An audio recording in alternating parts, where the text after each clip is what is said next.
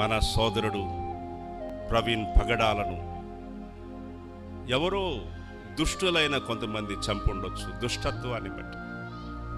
అయితే అలాంటి దుష్టులను ప్రభు మార్చేవాడు. స్టెఫనును రాళ్లతో కొట్టి చంపడానికి కారణమైన పౌలు గారిని ప్రభు మార్చలేదా? ప్రభు మార్చాడు. స్టెఫను కంటే గొప్ప సేవ చేశాడు పౌలు గారు.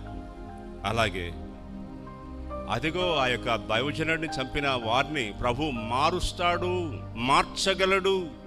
సంఘమా, సమాజమా, క్రైస్తవ దేవుని పిల్లలారా, యేసు ప్రభువును రక్షకునిగా స్వీకరించిన దేవుని జనాంగమా, క్రైస్తవులను లోకస్తులు ప్రవర్తించినట్లుగా ప్రవర్తించాలని సాతానుడు ఎన్నెన్నో ఎత్తులు వేస్తున్నాడు, ఎన్నెన్నో మార్పులు చూపిస్తున్నాడు.